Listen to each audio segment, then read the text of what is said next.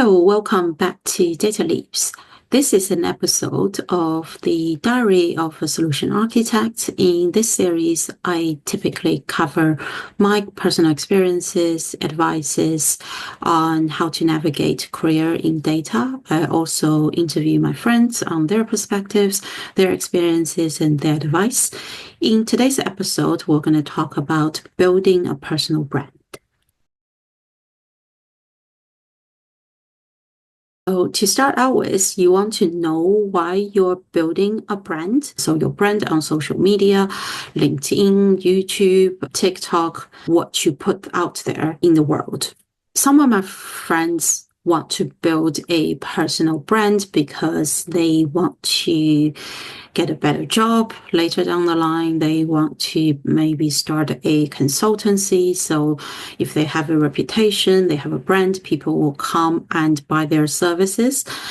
And some people just want the cloud. And all of these are valid reasons of wanting to build a personal brand. I want to build a personal brand because I have a need to communicate.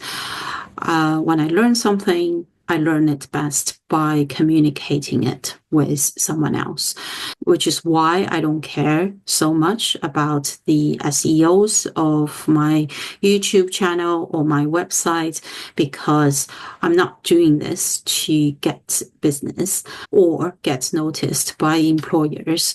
I'm doing this so that I can satisfy my own need for communication. I just needed the stage. How many people are in the audience don't really matter for me. The reason why it's important to establish the why is that it is hard work. There's a lot of consistency required in doing content creation, and most people I know do the content creation and personal brand building outside their normal day job.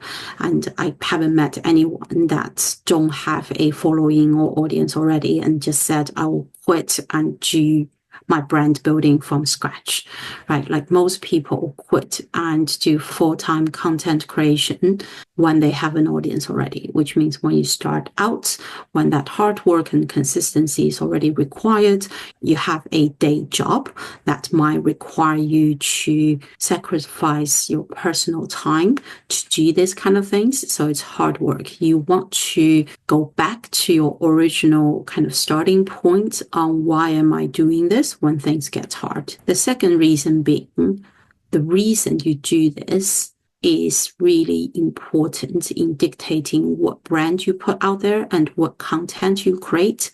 Arguably, if you're building a brand so you can run your own services, you want to reach either mass audience if you are doing a training service, or reach for like enterprise companies if you are doing B2B. And if you're doing this to get noticed by employers, then you want to potentially target the quality of your audience rather than the quantity. Anecdotally, I wanted to call my brand SQL Inks because, well, I wrote a blog about it on dataleaps.co.uk called Why the Pick, and you should read about the backstory of SQL Inks. But my boyfriend said, I know you're not doing this to start a consultancy, but in case your target or your goal changes sometime down the line and you do want to change this into a data consultancy, like nobody will buy service from a consultancy called SQL Inks, which makes sense, right? So I changed the name. Again, the brand you put out there matters. And also, to my boyfriend's point, your goal could change. You could start it out like wanting to get better employment opportunities, and later on you realize you've garnered enough audience that you can run your business on top of your following. The second thing is figure out what is your brand. Now, typically people do two things. They're either doing things that they're really good at, they're expert at, or they're doing things they're passionate about. Ideally, you have a combination of the two, and it's really, really important to have a brand very, very consistent throughout the content creation journey. because your audience is going to stay with you if you do that, right? So my brand is Power BI. I changed my employment from Microsoft to Databricks. Now I do Power BI on top of Databricks because I used to do a lot of one-on-one coaching, and that's not scalable. So now I do a series of Diary of Solution Architect, try to do these career in data more scalable way. So my brand is Power BI, Databricks, and career in data. But what you don't want to do is to have a brand, and then when you're employed by Tableau, your brand is Tableau. When you're employed by, I don't know, Microsoft, and your brand is Fabric, and then you change later to something else and your brand is something else. Figure out what your brand is and be consistent with that, because your audience will like that consistency. On that note, your brand doesn't have to be the company you're working for. Like my brand is Power BI and I work for Databricks.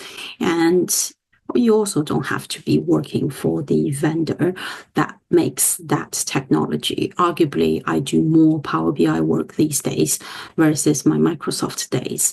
And there will be natural evolution of your content. As you grow, your audience will grow with you. So you could add in additional content to complement your core brand. My core brand is Power BI. I added in a little bit more Databricks content, a little bit more career in data content, and I might attract additional audience based on that. But it's really important to have a core message and a consistency. What you don't want to do is today is Tableau, tomorrow is ADF, the day after tomorrow is Vertex AI. It's a little bit all over the place. Then your audience don't really know what to look for. Unless you're doing like level 100 introduction to like everything, then it's a very different brand that you're building. A lot of people ask me how to get started. My coworkers, LinkedIn, at conferences, a lot of people ask me consistently how to get started with a YouTube channel, how to get started with a personal branding. Just start, right? YouTube is free. YouTube Studio is free. You can start a channel, talk about whatever you want to talk about. The hard thing is to get over yourself, get over your fear of putting yourself in front of people. And that's the hardest part. In terms of personal website, I have my own website, but I wrote a ton on Medium before I started my personal website. You can write on Medium.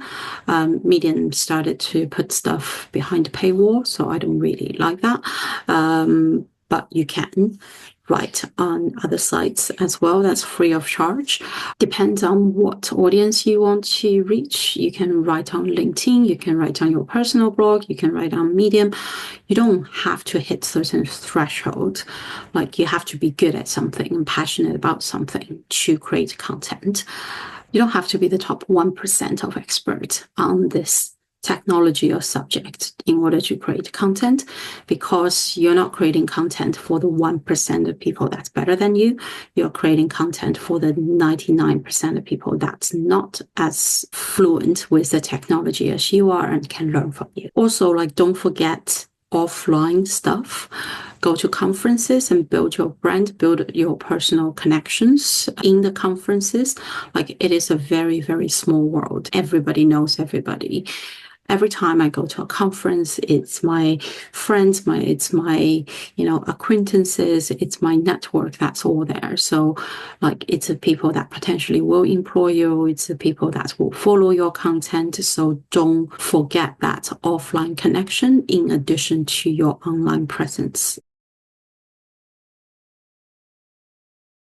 The audience you're trying to reach matters. So the flow goes, why are you trying to do this? Your target or your goal influence the audience that you're trying to reach, and the audience influence the content you're trying to create. Give you an example. If your goal is to reach as many audiences as possible what you should do is just Excel content, right? Excel's got 4 billion users in the world. There's very few technology in the world that will beat Excel in terms of active users. So by nature, creating Excel content will bring you a lot more audience. This is also why Power BI content will reach a massively more audience than your data governance content or the engineering content, because there's at least 400 million Power BI users in the world. Also think about the level that you go into, like more introductory, more level 100 will reach more audience versus like I used to do deeply technical, like nobody knows how to do. I work out a secret workaround and I'll put that on YouTube and I'll garner maybe 200 views on the video because so few people will Google how to do the specific DevOps thing with Power BI. Go back to the audience question is what you're trying to do. Is the breadth of the audience or is it the depth of knowledge? And also people forget about this.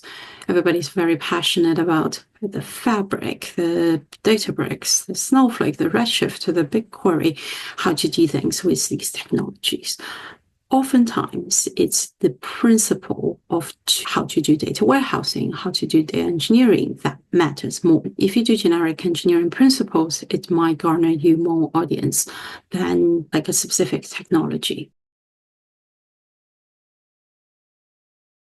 Are you building your personal brand? Are you building your company's brand? So I have a friend that got turned down for MVP status because he was told he was building too much of his company's content or brand rather than his own brand. Again, this goes back to figure out what your brand is rather than just your company's brand. And it also depends on what your jobs are. Essentially, if your job is DevRel, like my friends Danny Lee, Holly Smith, their job is DevRel. Their whole like KPI or OKR is to build Databricks brand or open source Delta brand. And that's what they are measured on. That's what they do. And they do a brilliant job at it.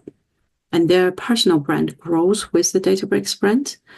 I'm very different because my job is solution architect. Like my KPR is not growing Databricks brand. I do this because I'm passionate about it and I think it's important. But you have to figure out what is your offering to the world. Is it that you're contributing to the company brand, or is it you are growing your own brand? Be very clear on what is what. Does the two converge, or is it separate from what your day job is? You can choose to do this solo. Most of my friends that are content creators do this solo. Some people do it in a fantastic duo, like Terry and Simon from Advanced Analytics, like Marco and Alberto from SQL BI. They're all very, very successful. It is a choice. In that choice, you have pros and cons. So by having a teammate, you typically have someone to bounce ideas off, you have someone to share the workload, and you have someone to share the journey with. By doing a solo, you have a lot more kind of creative control in what you want to do.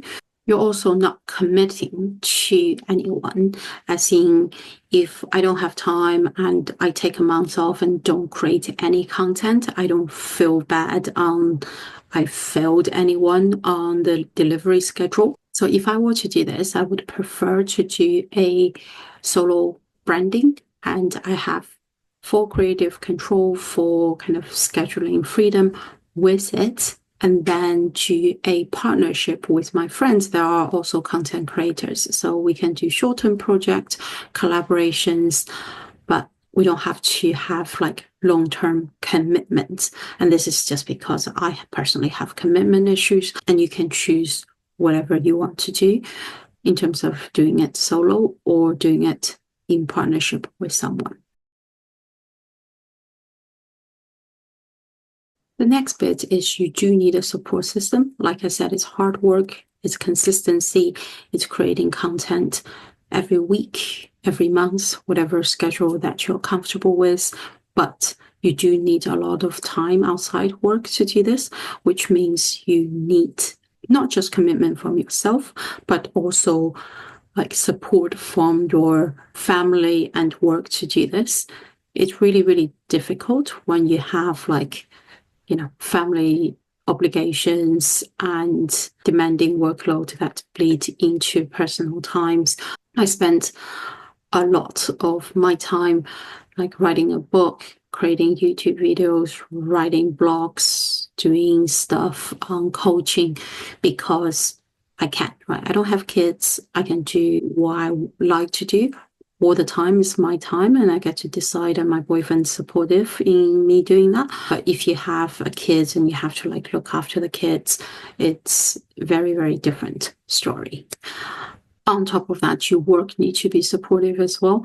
My mentor just told me an incredible story of how like Tim Scarf used to work with him and left the employer that they were working at because the employer wasn't supportive of him doing content creation.